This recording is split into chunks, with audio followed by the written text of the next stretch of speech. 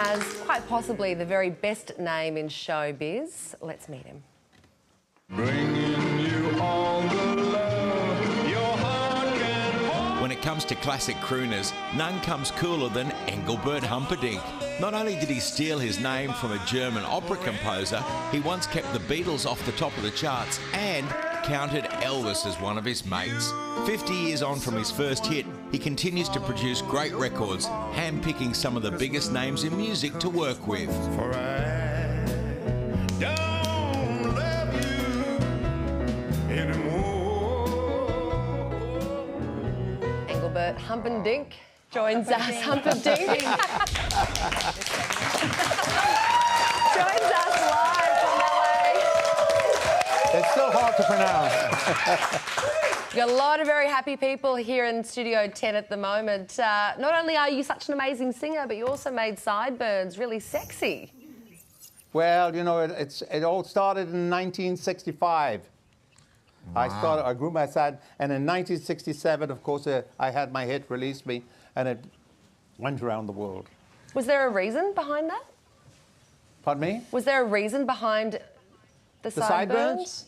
Well, no, I just grew them because I thought they would be different, and I had when you first start, you have to have a sort of an image that you have to go with, you know. So I grew my sideburns really long, and people made fun of me, you know, with my sideburns. People like Bob Hope said, Engelbert looks as though he's always on the phone. So that was a nice line, Engelbert, you mentioned Release Me. It's the song that actually kept the Beatles' Penny Lane, and we're celebrating 50 years of Beatles today, but it kept Penny Lane off the top spot. Would you rate that as one of the greatest moments of your life there, or your career? Oh, well, I have to say, you know, it's in the Guinness Book of Records that I stopped the Beatles from having their 13th #1. And that's quite a feat for a young man who came from Leicester, England, who had nothing. And all of a sudden, it was the #1 around the world, you know, and gave me a global career immediately. And Engelbert, correct me if I'm wrong, I think you were actually born with a very normal name. I think it was George Dorsey or something. And then one day your manager just came up to you and said, "You're Engelbert Humperdinck from now on." Yeah. I was born Arnold George Dorsey. But, you know... You can't have a name like Arnold when I began, because Arnold's popular now, but it wasn't popular then. So when your manager said to you, "You are now Engelbert Humperdinck," but did you just go, "Oh, OK, I guess I'll change my stationery"? Well, I tell you what, it was difficult to sign, #1. It was a big name to put on a marquee. You know, the Humper was all right, but the Dink kept falling up, but it was OK. You know. Engelbert, I was actually born in Vegas in the 60s. My parents loved your music. And, of course, you were huge growing up. For me, when I was growing up in America, you were on TV shows, you know, The Love Boat and Fantasy Island, all of that. Oh, yeah. You've had such an amazing career and worked with so many amazing artists. Is there anyone that you haven't worked with that you wish you had, or anyone working today you think that's who I need to go work with next? Well, I have to tell you, you know, I've worked with some of the greats, you know, like... when I talked about Bob Hope, yes, I've talked Bob Hope and Bing Crosby, the people of the past, you know.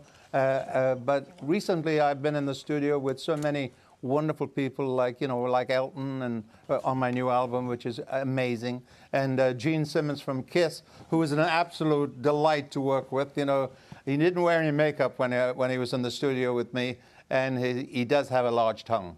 Oh my! Engelbert. One of the crew was telling us before the show that they've actually named their dog after you. The dog's called Engelbert Humperdinck. Wouldn't that sound like the hardest dog's name to call out in a park? like have you had many kids named after you? Is there many Engelberts running around? Yes. There's a lot of Engelberts running around. Nothing to do with me, but there's a lot of Engelberts. Something to do with you. I promise you. And I've even heard about dogs. Yes, as a matter of fact, I used to stay in some digs in Leeds, and the landlady had a dog named Engelbert. Engelbert, come on, Engelbert. And sometimes I turned around. And Engelbert, you were mates with Elvis Presley, which not everyone can say, and he gave you some advice once. Is that right?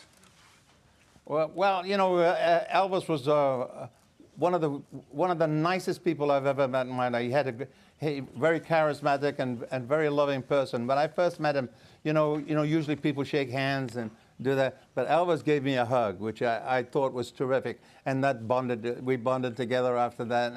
And I went to see him many times on his show, and he come and see my show. And the advice he gave me, he says, Engelbert, the first thing I want you to do when you stand on the stage, he says, move your legs around a little bit more. You know, all kinds of little hints, you know, that he did. But, you know, to do an impression of Elvis is pretty difficult because I don't have his money. You do have his sideburns, though. Tell us very quickly about your new album. You've worked with some incredible artists. Oh, it's amazing. It's the first duet album I've ever done in my life, and it's a 2 years of hard work at putting. It's a labor of love. It's been a labor of love, and how we got the name Engelbert Calling. I was listening to an Elton John live performance, and in which he says, you know, this song I'm about to do, he says, I wrote when I was a struggling artist living in a flat in London with my partner Bernie Taupin, and waiting for an Engelbert to come along, Engelbert Humperdinck to come along and record a song, one of our songs. So I made the call and asked him if he would join me on the duet album, and he said yes. And that's how we started calling it Engelbert Calling, and so we did that with all the artists, you know. And Elton was just a gentleman. Being in the studio with a giant like that in our industry is quite an experience, believe me. He really is a gentleman, a great artist, and a performer I was proud to be in the studio with. He probably says exactly the same thing about you, Engelbert Humperdinck. You've got as much charm as your name has vowels. Thank you very much for joining us this morning. My pleasure. My pleasure. Thank you so much. God bless you. God bless you. We'll tick that off the bucket list now. The bucket list. Thank you. Fantastic. You know, better facial hair than Hugh Jackman. Yeah. I've got to say. I'm sorry. You loved They him. may be un-Australian, but honestly.